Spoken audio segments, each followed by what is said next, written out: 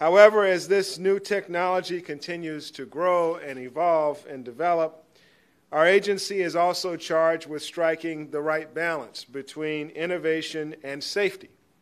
Even as we harness the great potential of drones, we must develop the tools that protect both manned aircraft and folks on the ground from harm.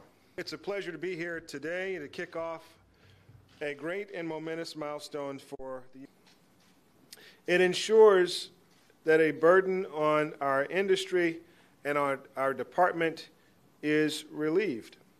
To this point, the only way to operate a drone for commercial purposes has been to receive a Section 333 exception from my office and from the FAA. And I've personally reviewed every exemption request. This rule now sets forth the rules of engagement and enables commercial users to commence operation as long as they follow the rules. Me today for this event. Since I was sworn in as Secretary of Transportation, the economic impact of the rule is clear. Industry estimates that over the next 10 years, commercial unmanned aircraft systems could generate more than $82 billion for the U.S. economy, and by 2025 could be supporting as many as 100,000 new jobs. In other ways, too, these aircraft truly have the potential to transform the way we fly, and they also offer many potential benefits to society. As you heard from Secretary Fox this morning, today is a very important milestone. In a nutshell, what the rule provides is for routine commercial drone operations within certain limitations. But we believe that it will enable innovation to flourish while maintaining the highest levels of safety in the world's busiest and most complex aviation system.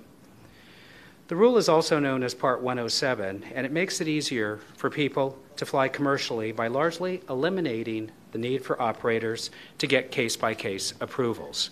Certificate applicants will also seek waivers, at least in the first year?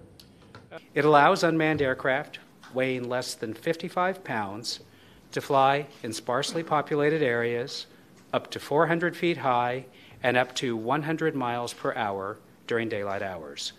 And it greatly simplifies the pilot qualification process and the requirements.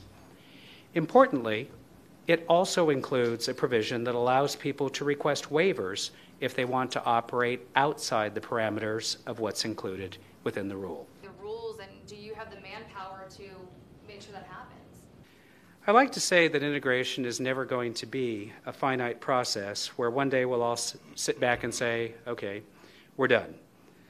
Along these lines, the small unmanned aircraft rule that is taking effect today is not an end in itself, but rather it's an important step forward. There will be a lot of key steps forward in the coming months and years, and we're never going to stop working to make integration both safe and efficient. Is how we're approaching this. We have from the very beginning characterized integration of unmanned aircraft.